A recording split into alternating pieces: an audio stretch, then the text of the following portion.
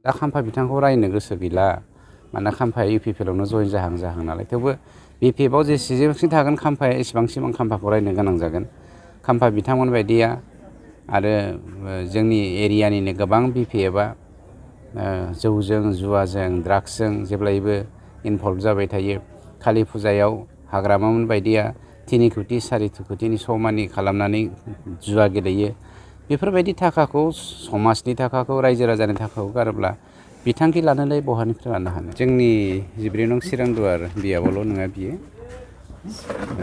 मानब गेदेर प्रमद बर' बिथांनि दैदेननायाव गं 40टा बियाबनि सिङाव दिनै जोंनि बिटिआर सरकारा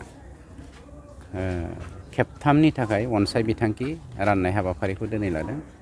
बिदिनो जोंनि बावहायबो चिरांदुवार बियाबाव 239 सा अनसाय बिथांखि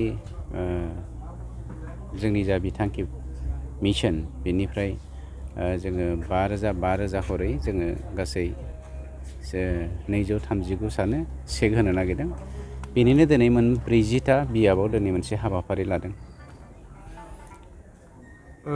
आथिखालाव माने एगेन्स्ट पार्टिफ्रा माने इउपिपिएल सरकारखौ खामानि मावनायखौ माने दासिम जिर' होननानै बुंबाय थायो।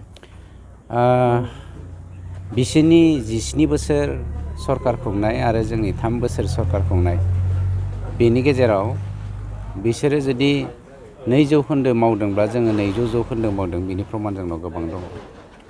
गतिके मोनसे खोथाखौ जों मावाखै बेनिफ्राय जों गोजानाव थादों आरो बेयाव जों गेजेनबो जादों। जौ जुवा ड्राग्स उन्दै सेंग्रासा सिख्लासाफोरखौ बायदिसिना एन्टि ससियेल एलिमेन्टआवहाय इनभल्भ जाबोनो इनकारेज होनाय जायनि जाहोनाव दिनै बर' समाजाव ड्राग्सनि इम्पेक्टआ मोनफ्रोमबो न'खराव गोग्लैदों। बेनि दायानो जादों हाग्रामा बाहिनी, बेनि दायानो जादों खर' गैयै खांख्राइफोरनि दैदेननायनि जाहोनाव जादों। गतिके बिथांमोना जेखि बुंबायानो थायाथों मानो बिथांमोना जोबनो थांगासिनो दङ आरो माब्लाबाबो बेफोरबायदि दालाल माने ग्रुपनि बा दालाल मोनसे फालोजों जोंनि बर' हारिया जोंनि बिटिआर बासिया दैदेनजाया बे स्पस्ट जानानै फैखाबाय।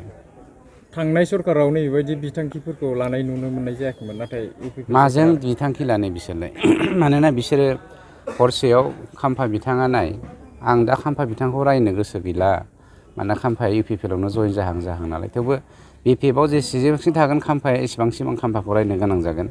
खाम्फा बिथांमोन बायदिया आरो जोंनि एरियानिनो गोबां बिपिएफआ जौजों जुवाजों ड्राग्सजों जेब्लायबो इनभल्भ जाबाय थायो।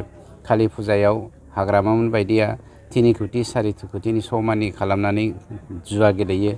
बेफोरबायदि थाखाखौ समाजनि थाखाखौ रायजो राजानि थाखाखौ गारोब्ला बिथांखि लानोलाय बहानिफ्राय लानो हानो। गतिके गावसोरनि अनगा बिस्रा जेबो मावनायनि थांखि गैया। आं दाखालिनिफ्राय बुंबाय दङ खांख्राइया जेरै बाल्थिङाव दोनब्ला गुबुन खांख्राइखौ मानखोनो खाबु होआ 10टा आथिंजों खेबथाबना लाखिजोबलाय लायो। थिग बेफोरबायदिनो नोंथां बायदि आं बायदि लेखा गोरों सेंग्रा सिख्लाफोरखौ गोजौआव दैखांनाय आरो मोनसे हारिजों मोनसे हारि जौगालायनाय बेफोरखौ बिसोरो मालाबाबो लुबैयामोन। जायनि जाहोनाव ब्लाड सेड खालामदोंमोन, बिदा फंबायनि गेजेराव थैनि बाना बोहैहोदोंमोन। बेफोरखौ जों बिदि हाग्रामानि समनि 17 बोसोरनि जा मावनायखौ जों बावगारनो हाया। खिन्थु बर' फिसा हिसाबै जों मालाबा निमाहा होनो लुबैयो। खिन्थु बिथांमोननि जा दानि एक्टिभिटिस खालामफिननो नागिरनाय बेखौ नायोब्ला निमाहा होजाथाव मोनसे ग्रुप नङा होननानै जों सानो। सार खाम्फा बरगयारी बिथाङा एमपि इलेक्सन गेलेनो दा थियारि जागासिनो दं। पार्टियाव जेसेबांसिम थागोन एसेबांसिम बियो पार्टिनि जानानै खामानि मावखानांगोन। गतिके बे साभाबिक। खिन्थु नायबाय थाबानो जाबाय साननैसो उनाव खाम्फाया जोंजों जाबायदि सोमोन्दो दङ बावैसोनो आं दाखालिबो बुंखाबाय 14 नं चिरांदुवार बियाबाव खाम्फाया सिनियर सासे पलिटिसियान हिसाबै दैदेनगिरि हिसाबै आं बिथांनो हगारना होनो राजि। आंहा बेवहाय जेबो बुंनांगौ गैया। पलिटिक्सआ देरसिन नङा। हारि फोसाबनायनि थाखाय हाग्रामाखौ नागारनानै खाम्फाया जोंनाव फैनो नागिरदों बेखौ जों वेलकाम बानायो।